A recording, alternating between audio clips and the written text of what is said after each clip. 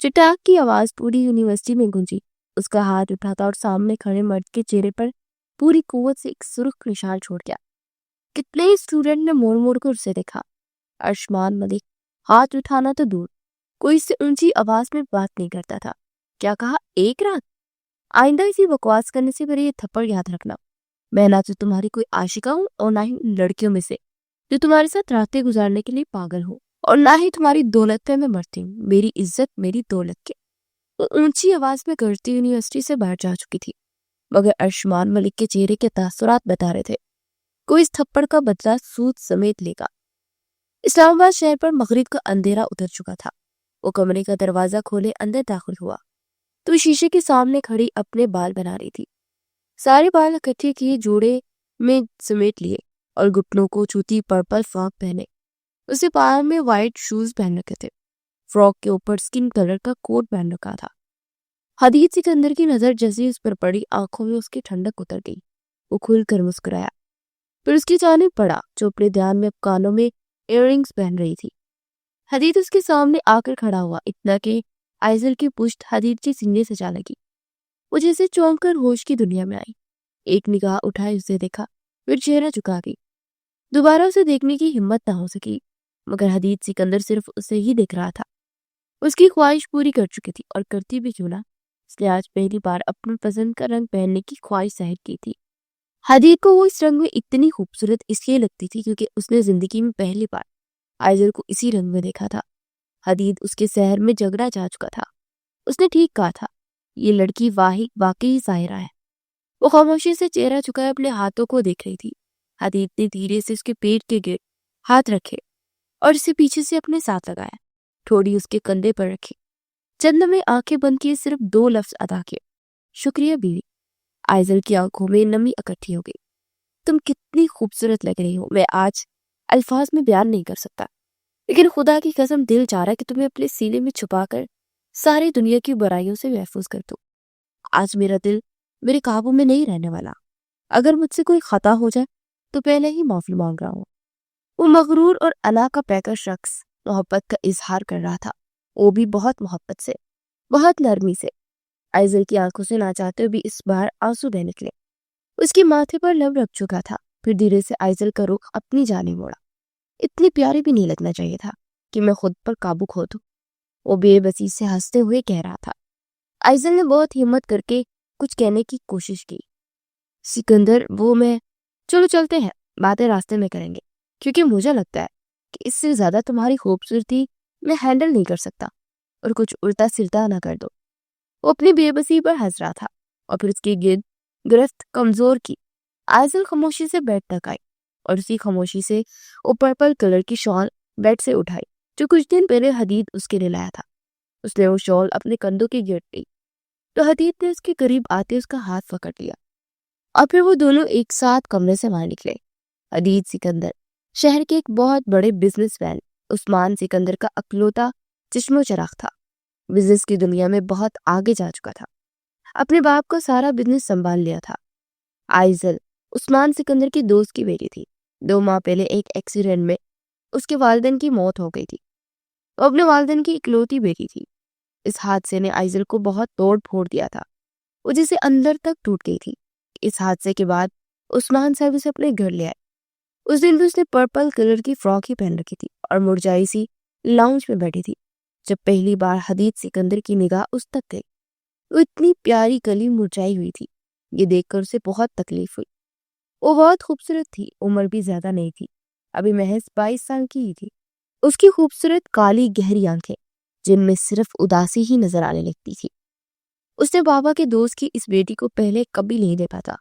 वो पहले भी सिकंदर हाउस आती जाती रहती थी, लेकिन पहले देखने का कभी इत्तेफाक नहीं हुआ था। वो पहले नजर में ही हदीद को बहुत प्यारी लगी। जबकि उसके बाबा उस्मान साहब ने कहा कि वो चाहते हैं कि इन दोनों का निकाह हो जाए, तो हदीद मान गया। उसकी जिंदगी में ना कभी पहले कोई लड़की थी, ना कोई आने वाली थी, मगर उसे आइजल प्यारी लगी थी।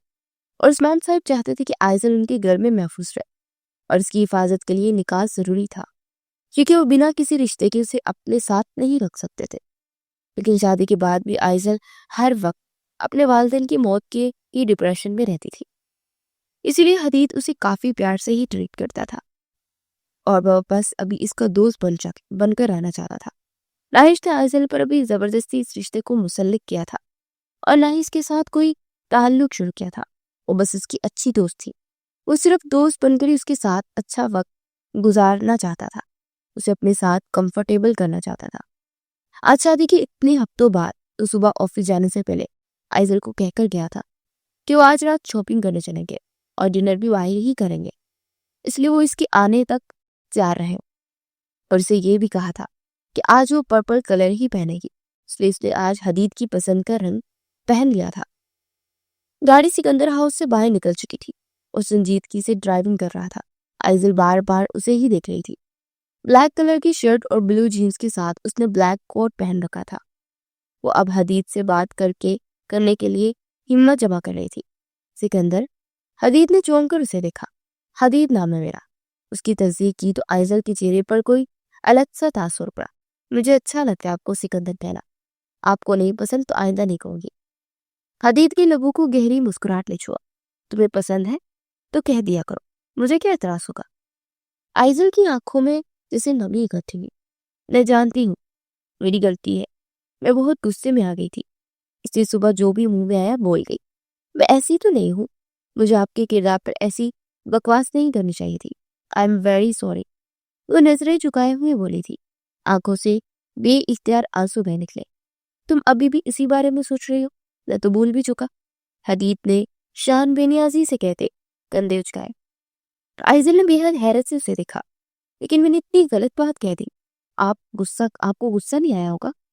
پھر آپ نے مجھ سے اتنے آرام سے کیسے بات کی؟ آپ اتنے نارمل کیسے ہو سکتے ہو؟ وہ بے بسی سے نہایت الجھی ہوئی نگاہوں سے حدید کو دیکھ رہی تھی۔ کل رات ہی وہ اپنے کسی دوست کو گھر لے کر آیا تھا اور کافی دیر گیسٹ روم میں بیٹھے وہ کسی فائل میں سر کھپا رہے تھے۔ تو وہ کوئی اہم پروجیکٹ تھا، مگر نہ جانے کیوں کسی اور کو حدید کے اتنے قریب دیکھ آئزل کو بہت غصہ آیا۔ اس لیے اس نے غصے میں یہ تک کہہ دیا کہ اگر کوئی اور ہی پسند تھی تو اس سے ہی نکاح کیوں نہ کیا، اور اگر نکاح کر لیا تھا تو پھر اپنی پسند کو گھر سے باہر رکھتا۔ جواب میں حدید نے بہت نرمی سے کہا کہ اس کی زندگی میں سوائے آئزل کے اب کوئی دوسری لڑکی نہیں ہے۔ اتنا کہتے وہ گھر سے باہر چلا گیا تھا، مگر اب آئزل کو احساس ہو رہا تھا کہ اس نے غصے میں کچھ زیادہ ہی بدتمیزی کر لی، اور وہ بدتمیزی نہیں کرنی تھی، مگر اپنی شوہر کو اتنے قریب کسی دوسری کو برداشت کرنا اس کے لیے سہان رو تھا۔ جس طرح اسے حدید ٹریٹ کرتا تھا، اس کی اپنائیت، اس کی کیئر کی وجہ سے وہ چند ہی ہفتوں میں آئزل اس کی محبت میں گرفتار ہونے لگی تھی۔ حدید مسکرا دیا، پھر آئزل کا دایاں ہاتھ اپنے ہاتھ میں لیتے لبوں سے لگایا۔ آئزل سر سے لے کر پیر تک سرک پڑے۔ مجھے ذرا بھی غصہ نہیں آیا۔ تمہیں غصہ کیوں کرتا؟ اب تم پر کبھی غصہ نہیں آ سکتا۔ جو لوگ ہمیں زندگی سے زیادہ عزیز ہوں ان کی کبھی کسی بات پر غصہ نہیں آتا آئزل، نہ ہی ان کی کوئی بات بری لگتی ہے۔ تم بیوی ہو میری، میں جانتا ہوں کہ تم مجھ سے بے حد محبت کرتی ہو۔ مجھے کسی دوسری کے ساتھ دیکھنا برداشت نہیں ہوا۔ تمہیں تکلیف ہوئی تھی، اس لیے غصہ آیا۔ تمہیں مجھے کھونے اور بانٹنے سے ڈر لگتا ہے۔ مجھے غصہ نہیں، تم پر زیادہ پیار آیا تھا کہ میری بیوی میرے لیے اتنی سنسیئر ہے۔ میں تو خود کو خوش نصیب سمجھ رہا ہوں کہ مجھے بہترین عورت عطا کر دی گئی۔ اس نے ابھی تک آئزل کا ہاتھ پکڑ رکھا تھا۔ کتنی ہی دیر تک حدید کے الفاظ کی وجہ سے آئزل کے گال دہکتے رہے، پھر وہ کچھ کہنے کے قابل ہوئی۔ لیکن آپ کو مجھے ڈانٹنا چاہیے تھا، میں نے بہت غلط کیا، بہت کچھ برا کہا، بکواس کی تھی میں نے۔ آئزل نے نم آنکھوں سے شکوہ کیا۔ میں نے کہا نا، اب میں چاہوں بھی تو تم سے پر غصہ نہیں کر سکتا۔ تم وہ واحد عورت ہو جس پر اب مجھے غصہ نہیں آنے والا۔ اگر کبھی تم غلط بھی ہوئی تو میں ہمیشہ اسی طرح پیار سے تمہیں سمجھاؤں گا۔ غصہ کرنا مردان کی نہیں ہوتی، اپنی عورت کو سمجھانا، اس کی غلطیوں پر اس کی اصلاح کرنے والا ہی اصلی مرد ہوتا ہے۔ تم عزت ہو میری، اور میں اپنی ہی عزت کو بے عزت کیوں کروں؟ حدید بہت آرام سے ٹھہر کر نرمی سے ایک ایک بات سمجھا رہا تھا، اور یہ سب کہتے وہ اتنا پیارا لگ رہا تھا کہ آئزل نے خود کو اس کے سحر میں جگڑے ہوئے محسوس کیا۔ 28 سالہ بھرپور جسامت کا مرد، اس کی کانچ جیسی نیلی آنکھیں جس میں ساری دنیا نظر آتی تھی، اس کی خوبصورت وجیہہ نقوش، وہ اتنا خوبصورت تھا کہ کوئی بھی اس پر مر مٹے۔ 6 فٹ سے نکلتا قد، اس کا مضبوط سینہ، چوری جسامت، وہ یک ٹک اسے دیکھے گئی۔ آج سے پہلے اسے اپنی قسمت پر کبھی ایسا رچ نہیں آیا تھا. اسے آج تک اس شخص سے محبت تھی، مگر آج اسے اس شخص کی بیوی ہونے پر فخر محسوس ہوا تھا. بے ساختہ ہی آنسو آنکھوں سے بہنے لگے. اسے حدید سکندر ایک بہترین مرد نظر آ رہا تھا، ایسا مرد جس میں غرور اور انا نام کی بھی نہیں تھی. گاڑی شاپنگ مال کی پارکنگ میں رکی اور دونوں گاڑی سے باہر نکلے. وہ ابھی بھی اس کا ہاتھ پکڑے چل رہا تھا. اب وہ دونوں شاپنگ کر رہے تھے اور وہ حیران ہو رہی تھی. حدید اس کے لیے اپنی پسند کی ہر چیز لیتا جا رہا تھا. بس کریں، اتنا کچھ تو لے لیا. اس نے حدید کو منع کرنا چاہا. انہیں شاپنگ کرتے شاید 1 گھنٹہ ہو گیا تھا. کیا اتنی جلدی؟ ابھی تو ہم نے شاپنگ سٹارٹ کی ہے. حدید بے حد پرسکون تھا. آئزل حیران رہ گئی. لیکن اتنا سب کافی ہے. حدید نے نفی میں سر ہلایا. ہرگز نہیں. 2 ماہ میں پہلی بار تو میں تمہیں کچھ لے کر دے رہا ہوں. سکون سے میرے ساتھ چلتی رہو بس. اب وہ حکم صادر کر رہا تھا، مگر آئزل مطمئن نہیں تھی. ٹھیک ہے، اتنا سب کافی ہے نا. اس نے دوبارہ حدید کے باغی پر گرفت سخت کی. لڑکیوں کے پاس تو جتنے ڈریس ہو، جوتے اور جیولری ہو، ان کے لیے ہمیشہ کم ہی ہوتی ہے، اور تم کہہ رہی ہو کہ بہت ہے. حدید کے سوال پر آئزل بس نفی میں سر ہلا کر رہ گئی. میں ان لڑکیوں میں سے نہیں ہوں. اتنا سامان بہت ہے. حدید مسکرا دیا. جانتا ہوں تم سب سے الگ ہو، لیکن مجھے لینے دو. مجھے سکون محسوس ہو رہا ہے. پہلی بار تو تمہارے لیے کچھ کر رہا ہوں. تم پر خرچ کر کے مجھے خوشی مل رہی ہے.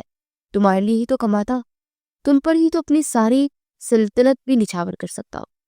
حدید نے آخری بات اتنے مان سے کہی تھی کہ آئزل ایک دم سے جیسے ساکت رہ گئی. وہ اب خاموش ہو گئی. دوبارہ حدید کو کچھ نہیں کہا. وہ بے حد بے یقین تھی. کب سوچا تھا کہ اتنا اچھا نصیب ہوگا. یہ شخص اس سے اس حد تک محبت کرے گا. اس پر خرچ کیے اسے خوشی ملے گی. وہ نم آنکھوں سے مسکرا دی. اندر تک سالوں بعد کوئی سکون اترا تھا. اسے لگ رہا تھا جو تکلیفیں اس نے برداشت کی، اپنے ماں باپ کھوئے، تنہا رہ گئی، سب کا اجر ایک ساتھ مل گیا تھا. بے شک اللہ انسان کو اجر دیتا ہے. وہ دونوں اب ریسٹورنٹ میں داخل ہو رہے تھے. حدید نے اس کا ہاتھ پکڑ رکھا تھا. پھر وہ اس کے ساتھ ٹیبل تک آیا اور کرسی کھینچ کر بیٹھے تو حدید بھی سامنے والی کرسی پر بیٹھ گیا. اب وہ اس سے کھانے کا پوچھ رہا تھا.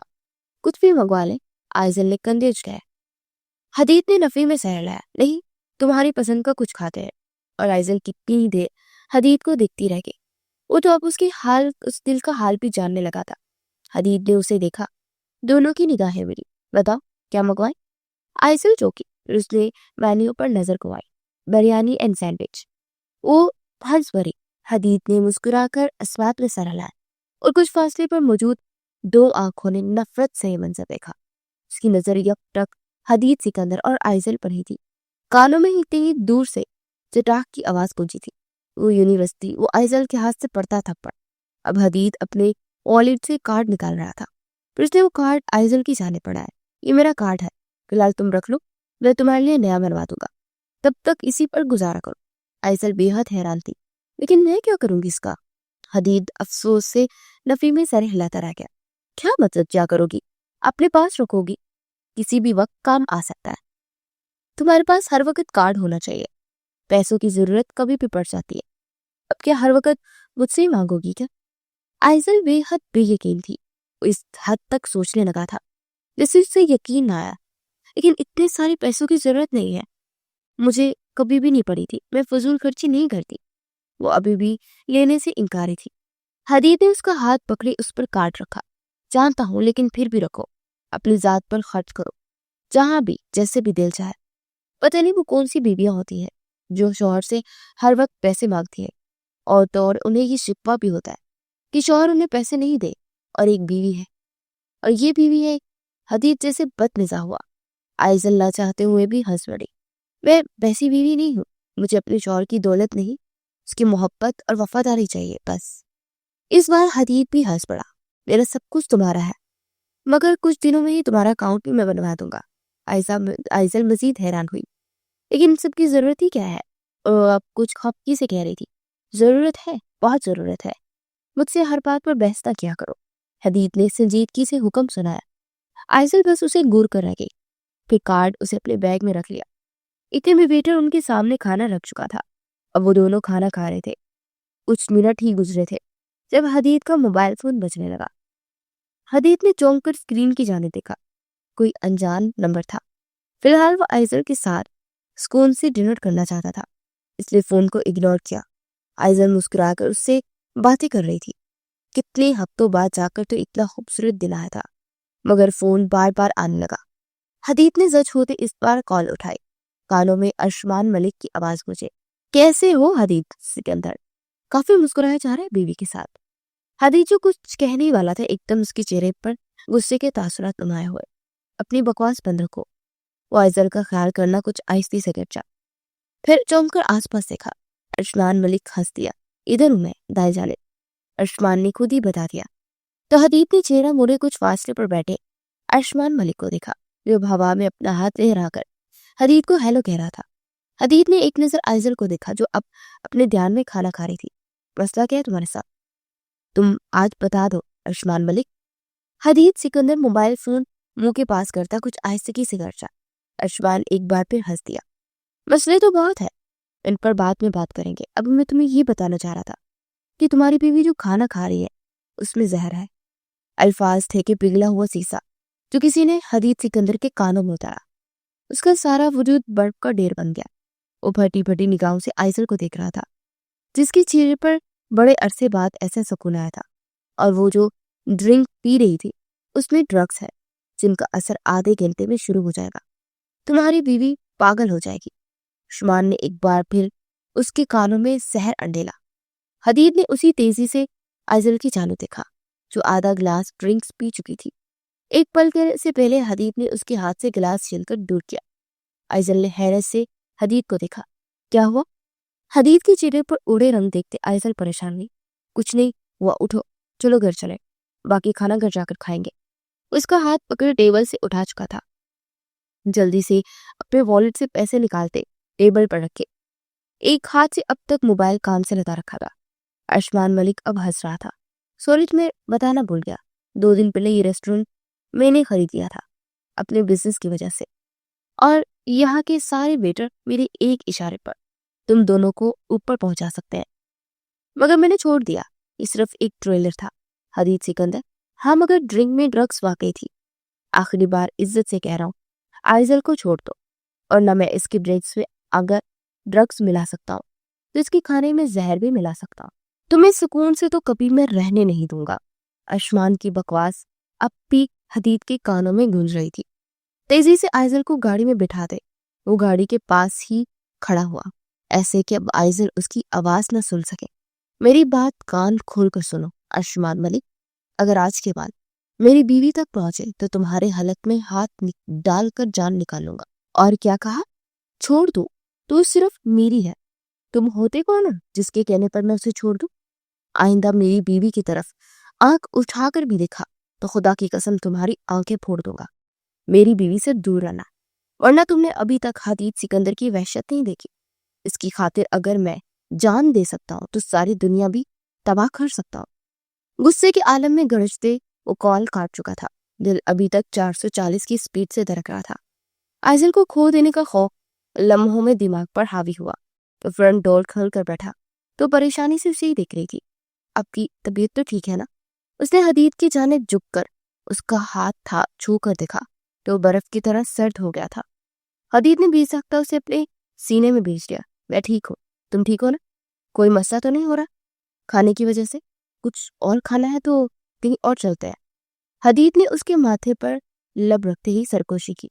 आंखों से 2 आंसू टूट कर गिरे थे। नहीं, बस घर चलते हैं। आइजल समझ गई थी कि कुछ बुरा जरूर हुआ था जिसने हदीद को इतना परेशान किया। आइजल का लहजा नॉर्मल था तो हदीद ने सुकून की सांस ली और गाड़ी गिर के जाने मोड़ दी। न जाने अब ड्रग आइजल की बॉडी पर कैसा रिएक्ट करने वाली थी।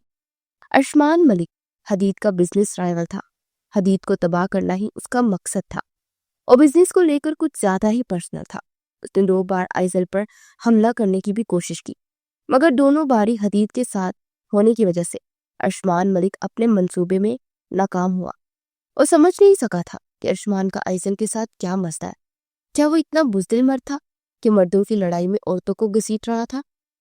मगर उसने फिर एक बार इस बारे में आइजल से पूछा था तो आइजल ने हदीद को सच बता दिया था कि 1 साल पहले यूनिवर्सिटी में अरशमान मलिक ने उससे बदतमीजी की थी और उसकी एक रात मांग रहा था। تو غصے میں آئزل نے ساری یونیورسٹی کے سامنے اسے تھپڑ مار کر اس کی اوقات بتائی تھی کہ وہ ایسی لڑکی نہیں ہے۔ حدید کو یہ سن کر بہت غصہ چڑھا تھا۔ اس کی غیرت نے جوش مارا تھا، مگر وہ ضبط کر گیا۔ پھر وہ سمجھ گیا کہ وہ حدید کو تباہ کرنے کے ساتھ ساتھ آئزل سے اس تھپڑ کا بدلہ بھی لینا چاہتا ہے، اس لیے وہ آئزل کو لے کر کچھ زیادہ ہی حساس ہونے لگا تھا۔ آدھے گھنٹے سے پہلے وہ گھر پہنچ گئے تھے۔ وہ بے بسی سے جلے پیر کی بلی کی طرح کمرے میں چکر کاٹ رہا تھا، کوٹ اتار کر صوفے پر رکھ چکا تھا۔ چند منٹ گزرے جب واش روم کے دروازے کھلے اور آئزل باہر نکلی۔ بلیک کلر کی نائٹ ڈریس میں بالوں کو ہمیشہ کی طرح جوڑے میں باندھ رکھا تھا۔ حدید نے ایک نظر اسے صحیح سلامت دیکھ سکون کی سانس لی۔ وہ قدم قدم چلتی حدید کی جانب آنے لگی، پھر بیڈ پر آ کر بیٹھ گئی۔ حدید بھی اس کے سامنے بیٹھ گیا۔ وہ مسکرا کر اسے ہی دیکھ رہی تھی، پھر آگے بڑھتی حدید کے سینے پر سر ٹکا گئی۔ آج کا دن میری زندگی کا سب سے اچھا دن تھا سکندر، اس نے سرکوشی کی اور حدید کے لبوں کو مسکراہٹ ٹچ ہوا۔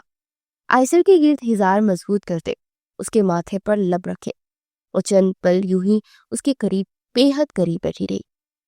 حدید کا دل بہت تیزی سے دھڑکنے لگا، جیسے پسلیاں توڑ کر ابھی باہر آ جائے گا۔ اسے اب خود پر ضبط کرنا مشکل لگ رہا تھا، مگر وہ فی الحال بنا آئزل کی مرضی کے اس کے ساتھ کوئی رشتہ نہیں ڈالنا چاہتا تھا۔ حدید نے ایک گہری سانس لی، پھر اسے خود سے دور کیا۔ ایسا نہ کیا کرو، کمزور دل ہے میرا، قابو میں نہیں رہے گا۔ نرمی سے اس کے ماتھے کو چھوتے وہ بیڈ سے اٹھ گیا۔ آئزل نے حیرت سے اسے دیکھا، جو گم کر بیڈ کی دوسری سائڈ پر آ کر اپنی جگہ پر لیٹ چکا تھا۔ چند پل آئزل اسے دیکھتی رہی، پھر جیسے اسے عجیب سی تکلیف ہونے لگی، وہ اپنے سینے کو مسلنے لگی۔ حدید اسے ہی دیکھ رہا تھا۔ کیا ہوا؟ حیرانگی سے سوال پوچھا۔ اس نے خالی خالی نگاہوں سے حدید کو دیکھا۔ پتہ نہیں، بہت جلن ہو رہی ہے۔ وہ بہت بری طرح سے اپنے سینے کو سہلاتی، جیسے عجیب سی تکلیف کا شکار ہوئی۔ حدید اس کے قریب ہوا۔ ادھر دکھاؤ مجھے۔ اس کا رخ اپنی جانب موڑا، وہ اپنے گلے کو مسلسل مسل رہی تھی۔ حدید نے اس کا ہاتھ پیچھے کیا، گلا سرخ ہونے لگا تھا۔ حدید نے ضبط سے لب پیچھے۔ یہ سب کچھ اس ارشمان ملک کی وجہ سے ہو رہا تھا۔ کچھ کرے سکندر، مجھے بہت جلن ہو رہی ہے۔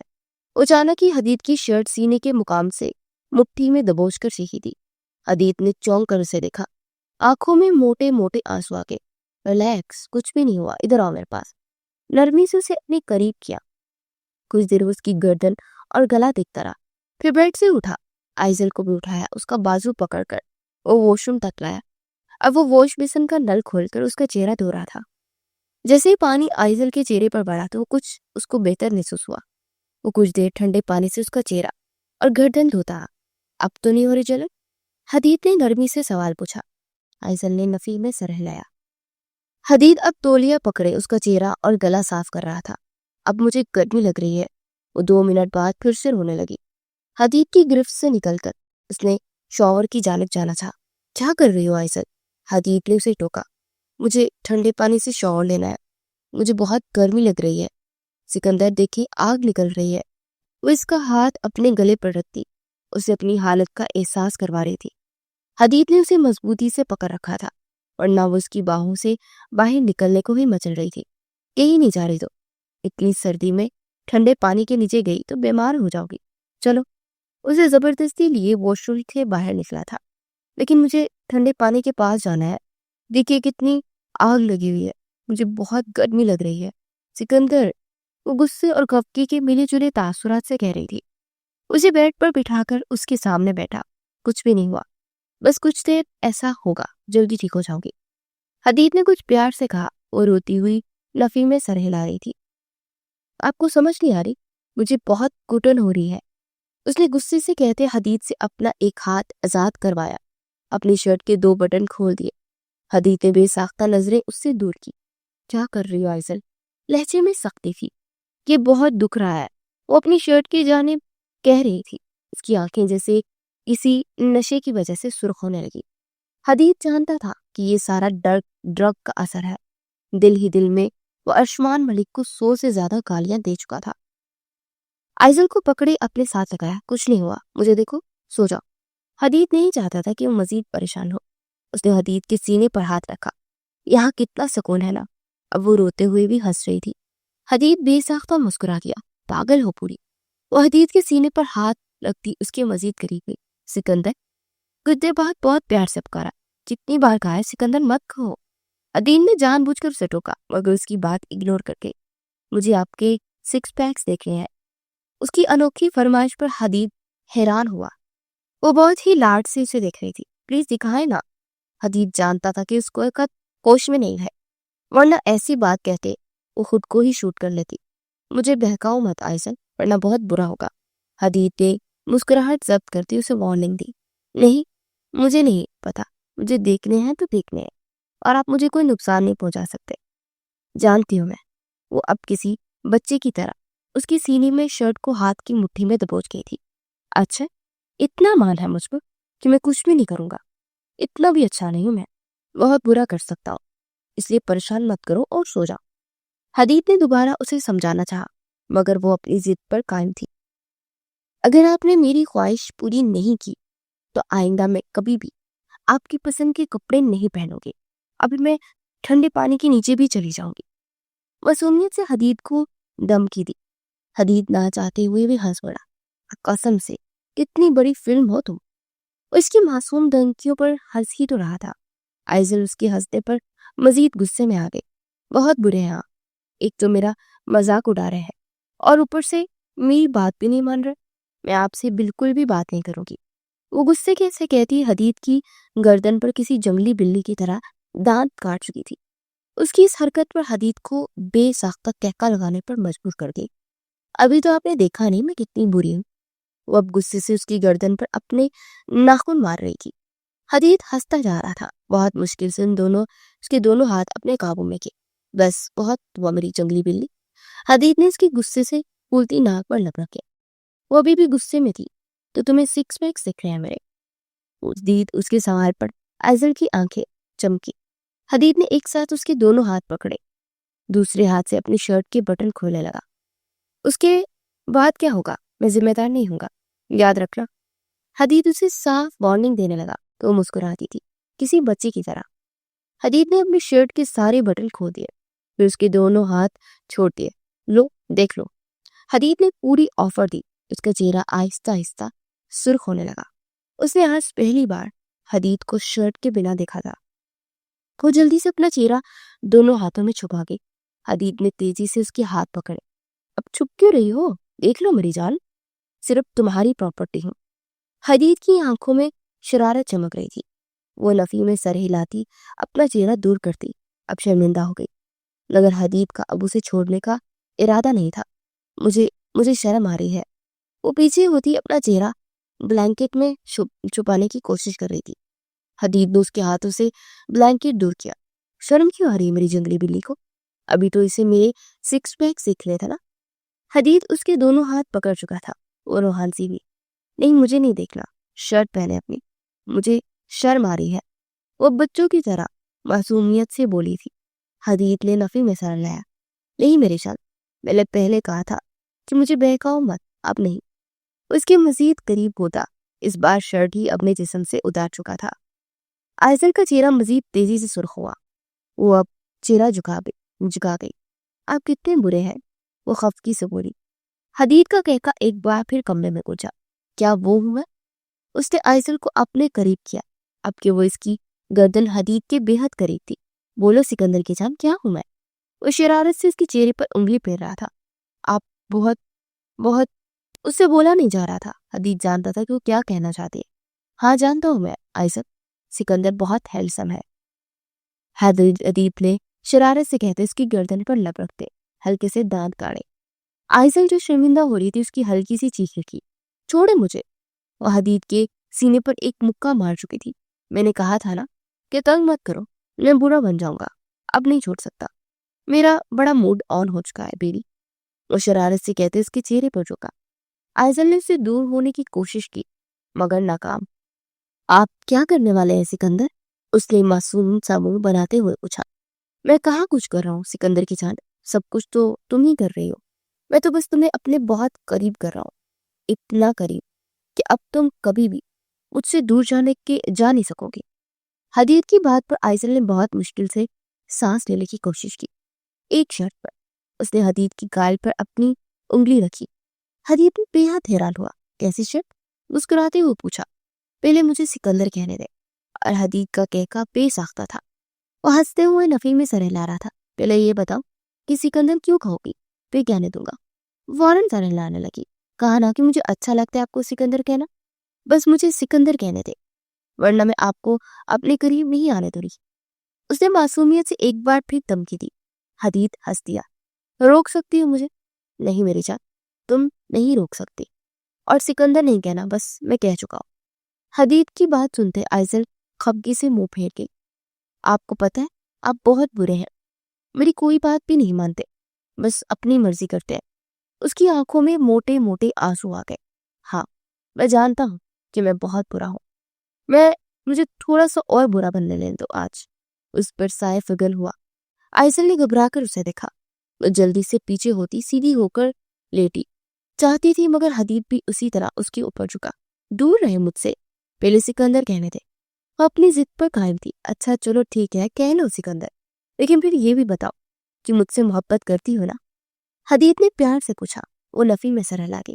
نہیں بتاؤں گی۔ وہ حدید کو آنکھیں دکھاتی منہ موڑ گئی۔ حدید کا منہ حیرت سے پورا کھل گیا۔ بہت بدتمیز ہو گئی ہو آئزل، کتنی بار پوچھا مگر نہیں بتایا۔ ٹھیک ہے تو پھر ایسا ہی صحیح۔ اسے سوچنے سمجھنے کا موقع دیا بنا اس پر سیدھا چہرے پر جھکا۔ آئزل نے مزاحمت کرنے کی کوشش کی مگر پوری طرح ناکام۔ وہ چند ہی لمحوں میں مزاحمت کرنی چھوڑ گئی۔ بہت برے ہیں آپ، اس نے سرکوشی کی۔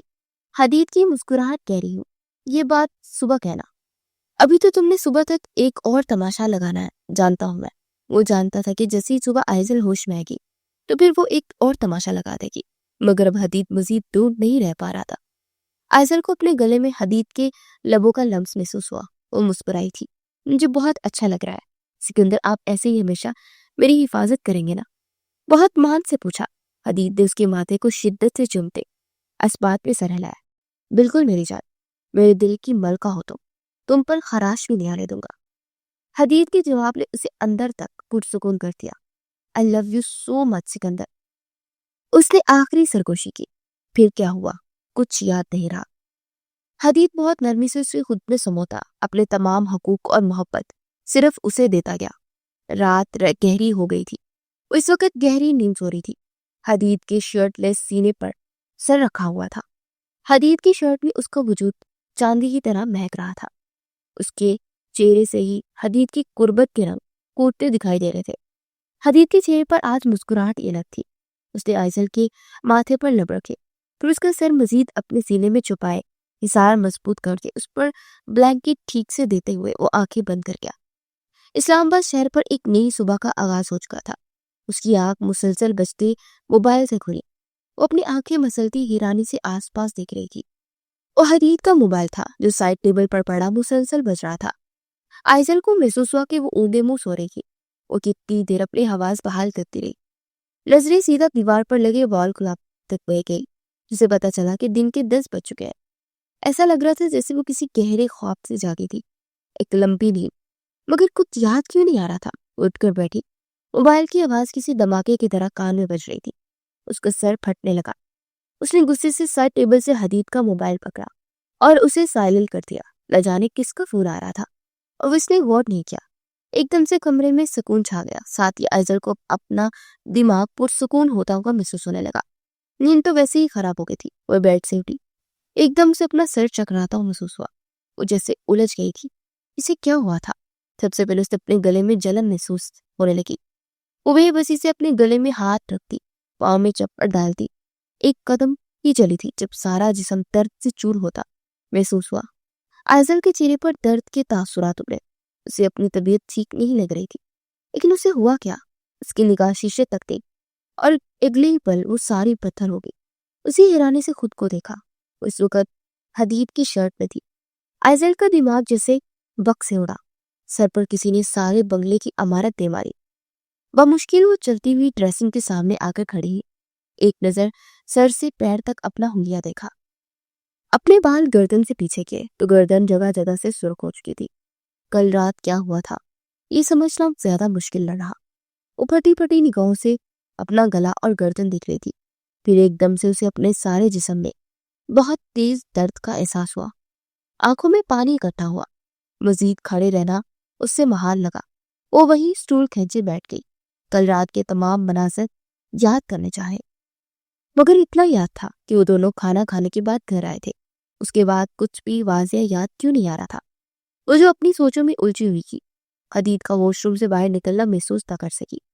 بلو جینز اور وائٹ شرٹ میں وہ شاور لے کر باہر نکلا تھا اور اپنے بالوں میں توڑیاں پھیرتا انہیں خشک کر رہا تھا۔ جب نظر آئزل تک گئی تو وہ مسکرا رہا تھا، پھر تولیہ وہیں صوفے پہ پھیلائے اس کے قریب آیا۔ گڈ مارننگ، جھکتے اس کے بالوں پر لپ رکھے۔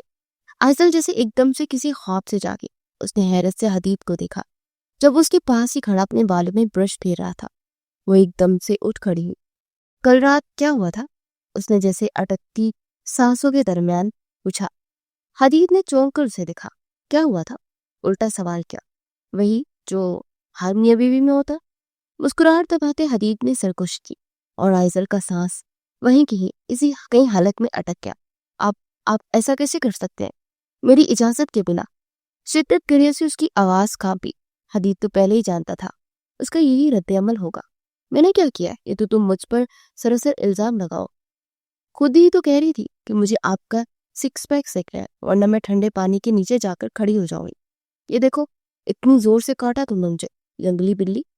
حدید نے اپنی گردن اسے سامنے دکھائی جہاں اب تک آئزل کے کاٹنے کی وجہ سے سرخ نشان بنا ہوا تھا۔ جب اتنی خوبصورت بیوی خود پاس آئے تو کون کافر پیچھے رہتا ہے؟ حدید کی آنکھوں میں شرارت تھی۔ آئزل نے یاد کرنے کی کوشش کی کہ کل رات ہوا کیا تھا۔ اسے کچھ باتیں یاد آنے لگی۔ مجھے ٹھنڈے پانی سے شاور لینا ہے، مجھے بہت گرمی لگ رہی ہے، سکندر دیکھیں آگ نکل رہی ہے، مجھے آپ کے سکس پیکس دیکھنے ہیں۔ مجھے بہکاؤ مت آئزل، ورنہ بہت برا ہوگا۔ مجھے سکندر کہنے دے، ورنہ میں آپ کو اپنے قریب نہیں آنے دوں گی۔ ایک دم سے جیسے وہ زمین میں اندر تک دھنس گئی۔ بیگی آنکھیں اٹھائے حدید کو دیکھا۔ میں ہوش میں نہیں تھی، لیکن آپ تو ہوش میں تھے نا۔ میں پاگل ہو گئی تھی تو ایک تھپڑ مار دیتے، لیکن آپ… وہ حدید کے چہرے ابھی تک ویسی ہی مسکراہٹ تھی۔ آئزل، بیوی ہو تم میری، یہ سب تو ہونا ہی تھا نا۔ ہم دونوں نے ایک ساتھ رہنا ہے۔ اب میں پہلے بھی کہہ چکا تھا کہ مجھے اب تمہارے ساتھ رہنا ہے، تو پھر کل رات کیا ہوا اس میں اتنا ہائپر ہونے کی ضرورت نہیں ہے۔ ہاں مانا تم ہوش میں نہیں تھی، مگر تم بیوی ہو میری۔ جب میرے قریب آؤ گی میں تمہیں اپنے قریب کروں گا۔ کبھی نہ کبھی تو ہمیں اپنی نئی زندگی شروع کرنی تھی نا، تو پھر وہ کبھی کل ہی تھا، یا پھر کیا تم میرے ساتھ کبھی نہیں رہنا چاہتی تھی؟ حدید بہت نرمی سے پوچھ رہا تھا۔ وہ روتے ہوئے سر نفی میں ہلا رہی تھی۔ ایسا نہیں ہے، میں آپ کے ساتھ رہنا چاہتی ہوں، لیکن اس طرح نہیں۔ حدید مسکرا دیا، دھیرے سے اسے اپنے ساتھ لگایا۔ کچھ بھی نہیں ہوا، ریلیکس رہو، تم ہر بات کو لے کر بہت پریشان ہو جاتی ہو۔ اسی نرمی سے اس کے بالوں میں انگلیاں چلاتا مسکرا کر کہہ رہا تھا۔ وہ حدید سے دور ہوتی ڈریسنگ روم میں چلی گئی۔ حدید بھی گہری سانس لیتا اس کے پیچھے ہی آیا۔ اب وہ کبڈ کھول کر جو بھی ڈریس ہاتھ پہ آیا وہ نکال چکی تھی۔ حدید اس کے پیچھے آ کر کھڑا ہوا۔ اس کی موجودگی محسوس کرتی وہ ساکت رہ گئی۔ اسے پیچھے سے اپنے ساتھ لگا چکا تھا۔ تمہیں بتانا بھول گیا، میری شرٹ میں بہت پیاری لگ رہی ہے، قسم سے تم سے محبت سے زیادہ ہوتی جا رہی ہے۔ حدید کی بات پر آئزل سرخ ہو۔ حدید ہنوز مسکرا رہا تھا۔ آپ کی شرٹ، مائی فٹ، شرم نہیں آتی آپ کو؟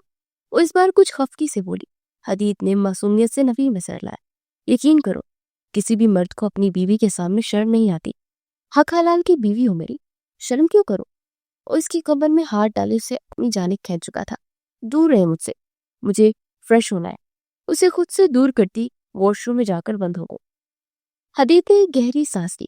اس کے چہرے کے تاثرات بتا چکے تھے کہ وہ اب ان کے رشتے کو ایکسپٹ کر چکی تھی۔ ارشمان ملک کو وار اب بھی جاری تھے اور ہر طرح سے حدید کو بزنس میں ہرانا چاہتا تھا، مگر جب حدید کے ساتھ آئزل کو دیکھتا تو تن بدن میں آگ لگ جاتی تھی۔ نہ جانے کہ اسے ان دونوں کو ساتھ دیکھ کر نفرت ہوتی تھی۔ وہ سوچ چکا تھا کہ ان دونوں کو الگ کر دے گا۔ وہ تھپڑ جو اسے آئزل نے مارا تھا وہ آج بھی اس کی گونج کانوں میں بجتی تھی۔ کچھ مہینے مزید سرک گئے تھے۔ حدید اور آئزل کی زندگی میں خوشیاں آ چکی تھی۔ اب تو بہت جلد ان کی زندگی میں ایک تیسرا ننھا مہمان آنے والا تھا۔ وہ آج کل بہت خوش رہتا تھا۔ اسے خوش دیکھ کر آئزل بھی خوش تھی جو اس سے اتنی محبت کرتا ہے۔ دن اپنی رفتار سے گزرتے جا رہے تھے. زندگی بہت بدل گئی تھی. اب وہ آدھی رات کو 2 بجے بھی کہہ دیتی کہ اب کبھی کوئی چیز کھانی ہے تو اس کا دل چاہ رہا ہے, اسے کریونگ ہو رہی ہے. وہ آدھی رات کو اسے ہر چیز لا کر دیتا, بے شک اس کے لیے اسے مارکیٹ میں ہی کیوں نہ جانا پڑتا. بے شک آدھی رات کو اس کے لیے اپنی نیند قربان کی گاڑی سڑکوں پہ ہی کیوں نہ دوڑنی پڑتی.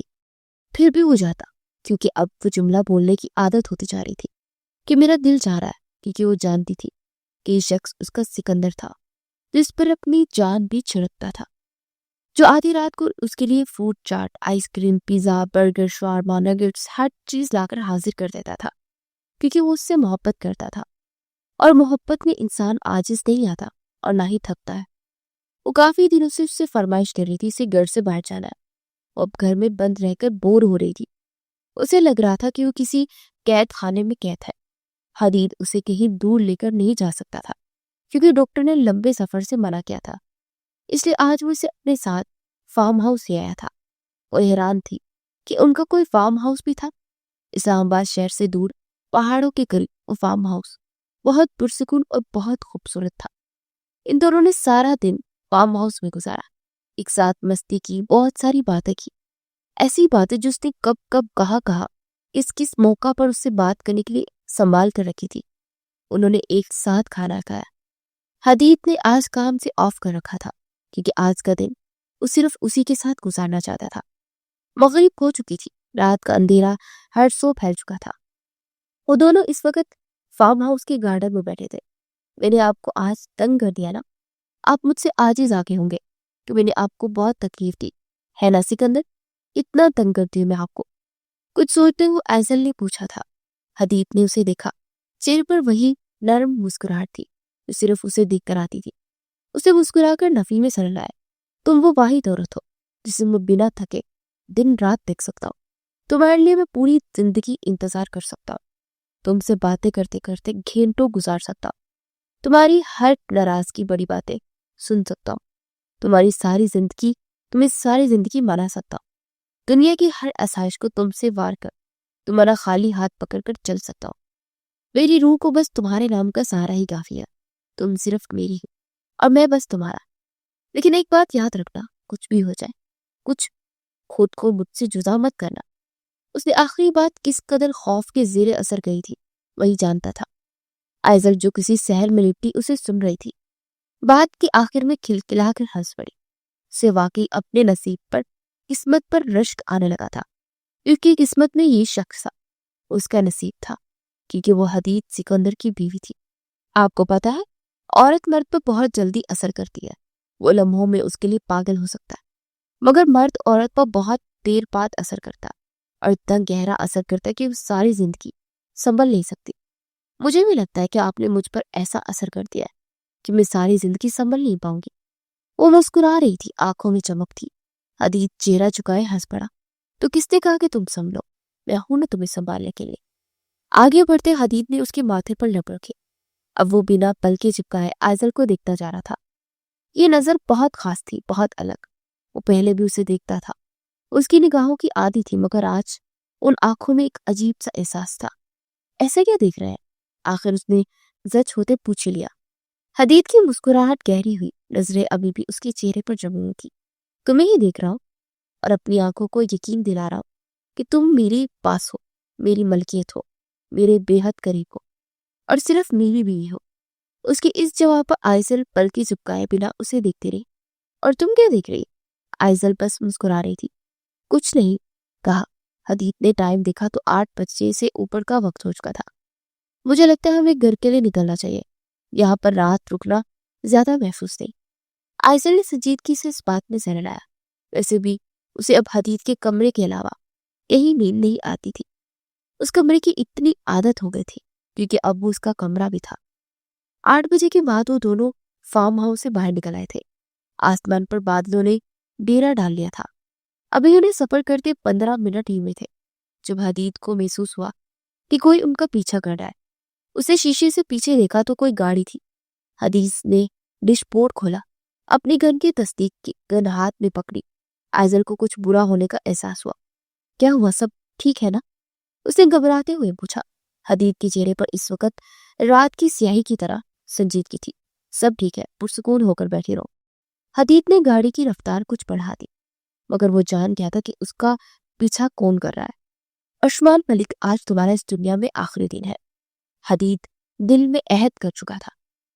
اچانک ہوا کو چیرتی ایک گولی آئی اور حدید کی گاڑی کے ٹائر میں جا کر لگی۔ ٹائر بلاسٹ ہوا۔ آئزل کا دل گھبرانے لگا۔ حدید نے بہت مشکل سے گاڑی کو بریک ماری۔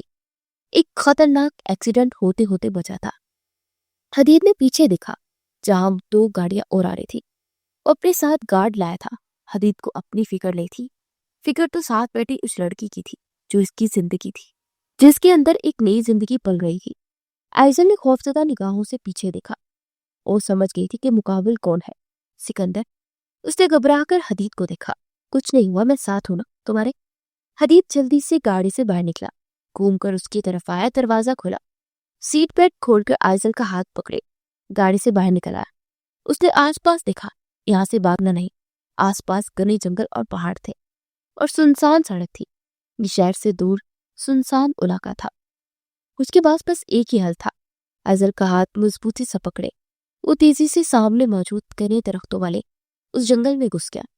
عثمان ملک اپنی گاڑی سے باہر نکلا، اس کے ہاتھ میں گن تھی۔ آج تم دونوں کا اس دنیا میں آخری دن ہے، حدید سکندر۔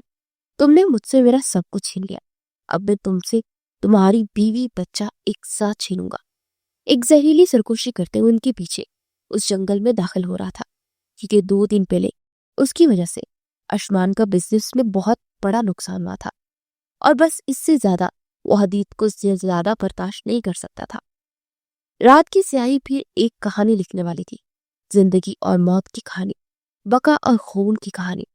دیکھنا یہ تھا کہ کون مرنے والا تھا اور کسے آزادی ملنے والی تھی۔ اسلام آباد شہر پر رات کی اس پہر گہما گہمی اپنے عروج پر تھی۔ لوگ مصروف تھے، زندگی اپنے ڈگر پر چل رہی تھی، مگر اسلام آباد سے میلوں دور مارگلا کی پہاڑیوں میں موت کی سازش چل رہی تھی۔ اندھیرا جنگل، اوپر سے پتھریلی زمین، سے چلتے چلتے اب چکر آنے لگے تھے۔ ایک جگہ آ کر اس کی بس ہو گئی۔ بس میں مزید نہیں چل سکتی، مجھے چکر آ رہے ہیں سکندر۔ حدید کے ہاتھ میں موجود اس کا ہاتھ لرزا۔ حدید رک گیا، اس کا سانس پھول چکا تھا۔ اگر ہم رکے تو جان کا خطرہ ہے، تھوڑی سی ہمت کرو میرے جان، بس تھوڑی دیر۔ مجھے اپنی پرواہ نہیں، تمہاری جان کو خطرہ ہو سکتا ہے، اسے سمجھا رہا تھا جو اپنا سانس درست کر رہی تھی۔ اس بات پر خشمگین نگاہوں سے حدید کو پورا، حالت دیکھیے آپ نے میری، اس حالت میں مزید ایک قدم نہیں چل سکتی۔ وہ بے ساختہ رونے لگی، آنسو آنکھوں سے بہتے گالوں تک آئے۔ کاش وہ دن زندگی میں آیا ہی نہ ہوتا جب میں نے عثمان ملک کو تھپڑ مارا تھا۔ وہ اب اس دن کو کوس رہی تھی۔ ساری غلطی میری ہے، غصے سے بڑبڑاتے وہ حدید کے مزید قریب گئی۔ پانی، مجھے پانی چاہیے۔ اسے اپنے گلے میں کانٹے اگتے ہوئے محسوس ہوئے۔ حدید کی آنکھیں ضبط کے باعث لال ہونے لگی۔ آئزل، اس نے بے بسی سے پکارا۔ آئزل نے ایک مکہ اس کے کندھے پر دے مارا۔ کیا آئزل؟ میری اس حالت کی ذمہ دار آپ ہے، یہ دیکھ رہے ہیں میری حالت، اتنا بھی احساس نہیں کہ میں کس حال میں ہوں۔ حدید کی نگاہ اس کی چادر سے کور وجود پر گئی۔ اس کی پریگننسی کا 5واں ماہ شروع ہو چکا تھا اور اب اس کا وجود نمایاں ہوتا تھا۔ صاف پتہ چلتا تھا کہ وہ کس حال میں ہے۔ حدید نے ایک گہری سانس لی۔ اگست کے دن شروع ہوئے تھے، اس وجہ سے آج کل بارشیں بھی ہو رہی تھی۔ نیچے زمین گیلی تھی اور گدلی تھی۔ نرمی سے اپنا ایک بازو کھولے، اسے اپنے ساتھ لگایا۔ وہ اب ہچکیوں سے رونے لگی۔ سب آپ کی غلطی ہے، آپ قصوروار ہے۔ رونے کے ساتھ اس کے کاندھے پر مکے برسانے کا کام جاری تھا۔ I'm sorry میری جان۔ وہ معافی مانگ رہا تھا۔ ہاں، اس عورت سے ہر عمل کی معافی مانگ سکتا تھا، چاہے اس کی غلطی ہو یا نہ ہو۔ حدید کی نگاہ آس پاس گھوم رہی تھی، قدموں کی چاپ بتا رہی تھی کہ کوئی آ رہا ہے، بہت کرے۔ حدید نے اس کا ہاتھ مضبوطی سے تھاما، دوسرے ہاتھ میں گن تھی۔ ہم رک نہیں سکتے، یہاں پر چلنا ہوگا۔ مگر آئزل نفی میں سر ہلا رہی تھی۔ ہرگز نہیں، میں ایک قدم بھی نہیں چل سکتی، مر جاؤں گی۔ وہ اب بھی غصے سے بڑبڑا رہی تھی۔ حدید اسے اسی طرح اپنے حصار میں لیتا ایک درخت کی اوٹ میں ہو گیا۔ اب وہ اپنا موبائل نکالے اپنے گارڈ سے رابطہ کرنے کی کوشش کر رہا تھا۔ اپنی فکر کس کافو کو تھی؟ فکر تو صرف بیوی بچے کی تھی۔ سگنل نہیں آ رہے تھے۔ حدید کا دل چاہا موبائل اٹھا کر کسی پتھر پر دے مارے۔ وہ کچھ ہی دیر میں ایسے ہی اسے اپنے ساتھ لگائے کھڑا رہا، جیسے اسے یقین ہو گیا کہ اب آس پاس کوئی نہیں ہے۔ تو آئزل کا ہاتھ پکڑے باہر نکلا۔ اب اس کا دوسرا ہاتھ موبائل پر تھا جو سگنل ڈھونڈ رہا تھا۔ آئزل کا سانس پھول چکا تھا۔ حدید نے اسے وہاں ایک پتھر پر بٹھایا۔ یہاں بیٹھو، کچھ دیر سانس لو، سکون محسوس ہوگا۔ حدید کے ساری حصے بیدار تھی۔ وہ سر دونوں ہاتھوں میں تھامے وہیں بیٹھ گئی۔ حدید نے تب تھوڑی سی اونچائی پر جا کر سگنلز ڈھونڈنے لگا جب کانوں میں ایک گٹی گٹی سسکی پڑی۔ سکندر، خوف میں لپٹی ایک آواز۔ حدید نے جھٹکے سے پیچھے دیکھا اور سامنے کا منظر روح کھینچ گیا۔ آئزل کے پیچھے ایک گارڈ کھڑا تھا اور اس کی گن آئزل کی گردن پر تھی اور اس کا دوسرا ہاتھ آئزل کے بالوں کو دبوچے ہوئے تھا۔ کسی نے حدید سکندر کے وجود میں شرارے پھونک دیے۔ وہ آئزل کو نہیں دکھ رہا تھا جس کے چہرے پر خوف کے ساتھ تھے۔ وہ اپنی سانس روکے اس مرد کے شکنجے میں کھڑی تھی۔ اسے نہیں دیکھ رہا تھا، وہ صرف اس مرد کو دیکھ رہا تھا جس نے اس کی بیوی کو پکڑ رکھا تھا۔ کسی غیر مرد کی ہمت کیسے ہی اس کی بیوی کو چھونے کی؟ حدید نے ایک چٹکے سے اپنے پاؤں کے پاس پڑا ایک چھوٹا پتھر جو وہ نیچے محسوس کر سکتا تھا، اسے صرف ایک ٹھوکر ماری تھی اور وہ پتھر کا ٹکڑا ہوا میں اچھلتا ہوا سیدھا اس مرد کی آنکھ پہ جا کے لگا۔ وہ کراہ کر پیچھے ہوا۔ حدید برف رفتاری سے آئزل تک پہنچا اور ایک چٹکے میں اسے بازو سے پکڑے اپنی جانب کھینچا۔ اب وہ جا کر آئزل کا سانس بحال ہوا۔ دونوں ہاتھ سے حدید نے اس کی گن پکڑی اور اس کے سر پر دیوائی۔ وہ پہلے وار سے سنبھلا نہ تھا، دوسرا وار اسے مزید تکلیف دے گیا۔ حدید کا ایک ہاتھ آئزل کے گرد تھا، دوسرے ہاتھ سے اس شخص کو گردن سے دبوچ چکا تھا۔ اس کا ہاتھ اس قدر سختی اور مضبوطی سے اس مرد کی گردن پر تھا کہ وہ پھڑ پڑا نہیں پا رہا تھا۔ آئزل کی آنکھیں پھٹی کی پھٹی رہ گئی۔ زندگی میں پہلی بار اس نے حدید کا ایسا جنونی روپ دیکھا تھا۔ وہ اس اندھیرے میں حدید کے چہرے کے تاثرات تو نہ دیکھ سکی، مگر وہ محسوس کر سکتی تھی کہ حدید اس وقت کتنے غصے میں ہے۔ حدید نے اسے دوسرے ہاتھ سے پیچھے کیا۔ آئزل نے مضبوطی سے اس کا بایاں بازو پکڑ رکھا تھا۔ حدید کے بائیں ہاتھ پہ گن تھی اور دائیں ہاتھ پہ اس شخص کی گردن۔ ہمت کیسے کی میری بیوی کو چھونے کی؟ حدید نہایت سرد لہجے میں دہاڑا اور حدید کے دونوں بازوؤں پر اپنے ہاتھ مار کر اپنی گردن آزاد کروانے کی وہ کوشش کر رہا تھا، مگر حدید کی پکڑ سخت تھی، فولاد کی طرح۔ یہ وہ ہاتھ نہیں تھے جو آئزل کے گرد حصار بناتے تھے، یہ وہ ہاتھ نہیں تھے جن کی گرفت نازک اور تحفظ بڑی ہوتی تھی، یہ وہ ہاتھ تھے جو کسی کی گردن پر پڑتے تو اس کی سانسیں روک دیتے تھے۔ وہ اب بھی اپنی زندگی بچانے کی کوشش کر رہا تھا، مگر حدید کا وہ ہاتھ اس کی گردن سے دور نہ ہو سکا۔ تمہیں کیا لگا تھا میری بیوی کو اپنی خلیج ہاتھوں سے چھو گے اور میں تمہاری زندگی بخش دوں گا؟ میری دشمنی اس ارشمان ملک سے تھی، میں تم سے کسی بھی گارڈ کو تک نقصان نہیں پہنچانا چاہتا تھا، مگر میری بیوی کو چھوا کیسے؟ وہ اتنی شدت سے دہاڑا کہ آئزل بدک کر 2 قدم پیچھے ہٹی۔ تمہیں کیا لگا تھا اسے ہاتھ لگاؤ گے اور تمہارے ہاتھ جڑ سے نہیں اکھاڑوں گا؟ اس کے کان میں زہر پھولتے حدید نے گرفت سخت کر دی۔ وہ شخص چند لمحے پھڑپڑاتا رہا، پھر ایک دم اس کا وجود ڈھیلا پڑا۔ حدید نے اس کا بے جان جسم زمین پر پھینک چکا تھا، وہ مر چکا تھا۔ یہ سب دیکھ کر آئزل کو چکر آنے لگے۔ حدید جانتا تھا کہ یہ منظر اپنی آنکھوں سے دیکھنے کے بعد وہ کم سے کم اپنے قدموں کے سہارے کھڑی نہیں رہ سکے گی۔ اسے اپنے بازو کی اشارے میں لیتا وہ آگے بڑھ گیا۔ اب اندھیرے میں آس پاس دکھ رہا تھا۔ آئزل نے دوبارہ یہ نہیں کہا کہ وہ تھک گئی ہے یا اب چل نہیں سکے گی، کیونکہ چند منٹ پہلے اس نے موت کو بہت قریب سے دیکھا تھا۔ ابھی تک اسے اپنے گلے پر بندوق کی وہ ٹھنڈی نال کسی بچھو کی طرح دگ مارتی محسوس ہو رہی تھی۔ ایک جگہ پہنچ کر بادل برسنے لگے۔ وہ دونوں اب جنگل کے سب سے گھنے حصے میں تھے۔ آئزل کی بچی کچی ہمت بھی ختم ہو گئی تھی۔ سکندر، ٹھنڈی ہواؤں سے سرسراتی ایک سرکوشی۔ حدید نے چہرہ مورے اسے دیکھا، جس کی باہوں کے حصار میں اب ہوش و حواس سے بیگانہ ہو چکی تھی۔ حدید کی جان حلق میں اٹکی۔ آئزل، آئزل! اس کے گال تھپتھپا رہا تھا، مگر آئزل کا جسم اس کی باہوں کے ساکت ہو گیا تھا۔ حدید نے بے ساختہ اسے اپنے سینے سے لگاتے جسے اپنی ہر تکلیف سے اسے محفوظ رکھنا چاہا۔ اسے ایسے ہی اپنی باہوں میں اٹھائے دوبارہ سے چلنے لگا۔ اسے آئزل کو ایک محفوظ مقام پر لے کر جانا تھا۔ اب وہ راستہ بدل چکا تھا۔ پہلے وہ آئزل کو لے کر جنگل کے اندرونی حصے سے جا رہا تھا، اب وہ واپس باہر سڑک کی طرف جا رہا تھا۔ وہ ایک جگہ ان پہاڑوں میں داخل ہوئے تھے اور اب دوسری جگہ سے باہر نکلنے والے تھے۔ حدید نے موبائل پر نقشہ کھول رکھا تھا. وہ ایک بار پھر نہ تو لڑکھڑایا، نہ گرا، نہ پھسلا، کیونکہ اس کا ہر قدم مضبوط تھا. حدید اب نیچے کی جانب جا رہا تھا. اچانک اسے اندھیرے میں ایک بڑا سا سایہ محسوس ہوا. ہلکی سی بوندا باندی اب تیز بارش کی صورت میں بدل چکی تھی. حدید قریب آیا تو دیکھا وہ لکڑی اور سوکھے پتوں سے بنی ایک چھوٹی سی جھونپڑی تھی. حدید کے چہرے پر کوئی تاثر نہ آیا، البتہ سکون ضرور تھا. وہ آئزل کو لے کر جھونپڑی میں داخل ہوا. نہ جانے کس نے یہ بنائی تھی، مگر ایسا محسوس ہو رہا تھا جیسے یہ کوئی خواب ہے، نہ پھر فیری ٹیل کی کوئی کہانی. جہاں بٹکے کو گھر مل گیا وہ اندر اندھیرا تھا. حدید نے موبائل کی لائٹ جلائی تو اسے وہاں ایک لکڑی کا بینچ نظر آیا. اس پر نرم سوکھی گھاس سے ایک نرم سا بستر بنایا گیا تھا. یہاں نہ بندہ تھا نہ کوئی زیر. حدید آگے بڑھا اور آئزل کو اس بستر پر لٹا کر اچھے سے اس کی گرد چادر ٹھیک کی، کیونکہ موسم بہت سرد ہو چکا تھا. بارش اب بہت تیزی سے برس رہی تھی. اگر وہ یہاں اس چھت تلے نہ ہوتے تب اب تک ان دونوں کی کلفی بن چکی ہوتی. حدید کی آنکھوں میں بڑے عرصے بعد نمی چمکی تھی. وہ جلدی سے اپنی آنکھوں کی نمی صاف کرتا. اس کے ماتھے پر لب رکھ چکا تھا. وہ جیسے بے ہوشی میں بھی اس کا تحفظ برا لمس محسوس کر سکتی تھی. اس سے پہلے حدید پیچھے ہوتا. آئزل کے ہاتھ میں اس کی شرٹ آ چکی تھی. بند آنکھوں سے وہ کچھ کہنے کی کوشش کر رہی تھی، مگر الفاظ حلق میں ہی اٹکتے جا رہے تھے. سکندر، کہیں مت جائے مجھے چھوڑ کر. نیم بے ہوشی میں وہ ایک سرکوشی ابری، اور وہ صرف سرکوشی نہیں تھی، وہ طرب تھی، فریاد تھی، وہ سب کچھ تھا.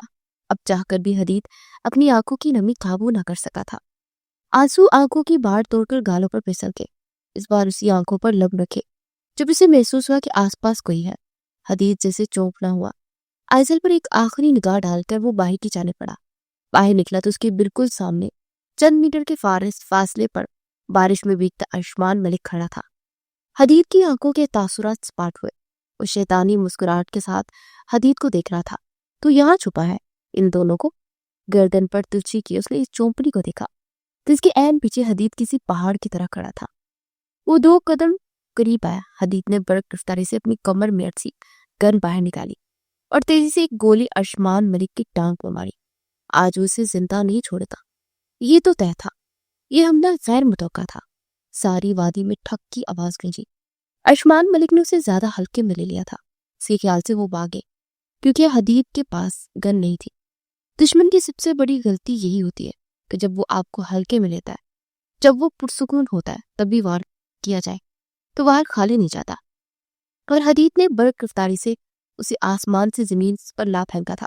حدید نے اسے سنبھلنے کا موقع دیے بنا ایک اور گولی اس کی دوسری ٹانگ پہ ماری. تمہیں کیا لگا تھا میرے خاندان تک جاؤ گے اور میں بس تماشا دیکھوں گا؟ اتنا بے غیرت سمجھ رکھا ہے. وہ عثمان ملک کے قریب آ رہا تھا جو زمین پر گھٹنوں کے بل گرا اپنی درد قابو کرنے کی کوشش کر رہا تھا. میرے بیوی بچے تک جاؤ، ہمت ہے تو آؤ، مجھ سے نپٹو. میرے ہوتے تم اس تک پہنچنے کا سوچ بھی نہیں سکتے. اس تک جاننے کے لیے مجھے مارنا ہوگا. جب تک میں زندہ ہوں تمہارے سامنا ہوتا ہوگا.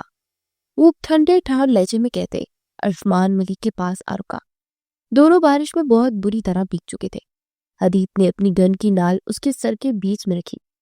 آج میں تمہیں مارنے سے پہلے ایک اور بات بھی نہیں سوچوں گا، کیونکہ مجھے اپنی بیوی بچے کی جان سب سے زیادہ قیمتی ہے. اس کی حفاظت کے لیے 100 عثمان ملک کے قتل فرض ہے مجھ پر. ان کی اس باتوں کے آخر میں عثمان ہنسا، ایک خوفزدہ اور ہارنے جیسی ہنسی. مجھے مار دو گے تو اپنے لیے مصیبت مول لو گے، سوچ لو. وہ جیسے وارن کر رہا تھا. حدید کی مسکراہٹ گہری ہوئی. ایسی 100 مصیبتیں حل کر سکتا ہوں میں، تم بس جہنم میں جانے کی تیاری کرو.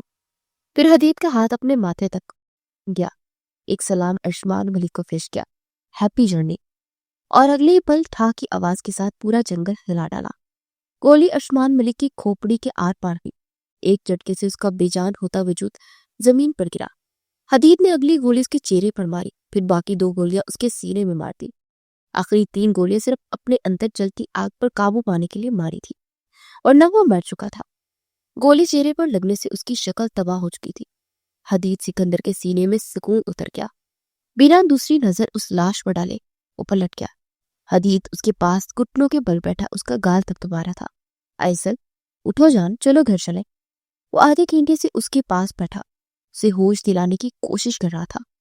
بارش کا زور کافی ہلکا ہو گیا تھا. اب تو حدید کے اپنے کپڑے جو بیگ گئے تھے خشک ہو چکے تھے۔ دفتر اس کے موبائل پر ایک میسج ڈھونڈ بچی۔ حدید نے موبائل دیکھا تو گارڈ کا میسج تھا۔ وہ سڑک پر آ چکا تھا۔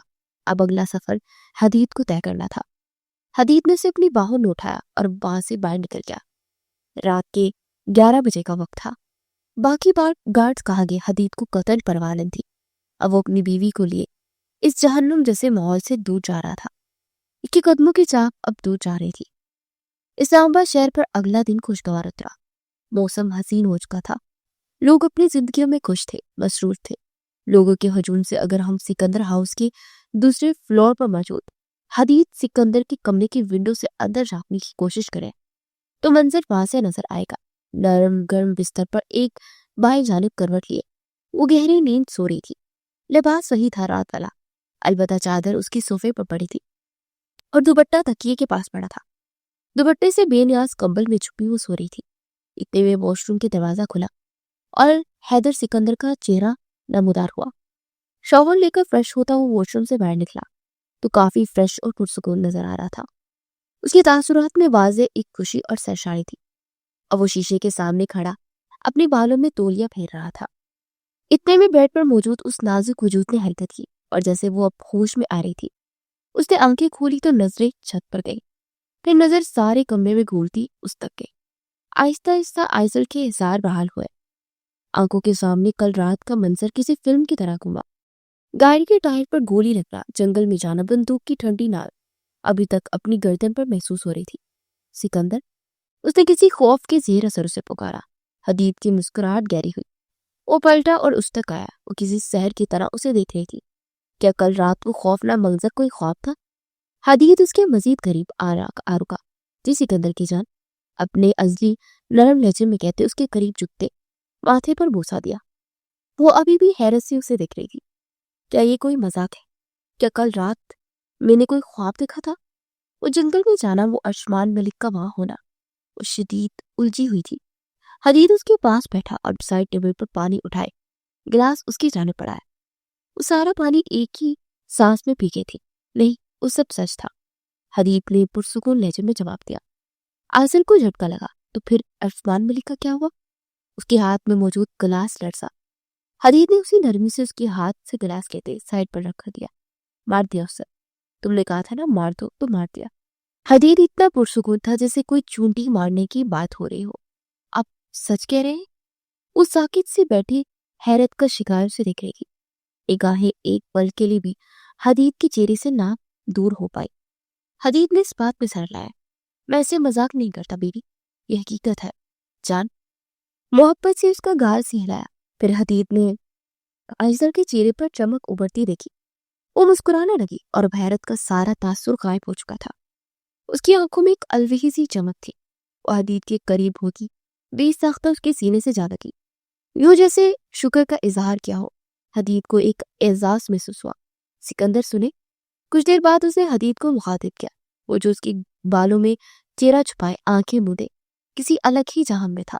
اس نے محض کہا، مجھے یہاں سے چاکلیٹ تو لا دے۔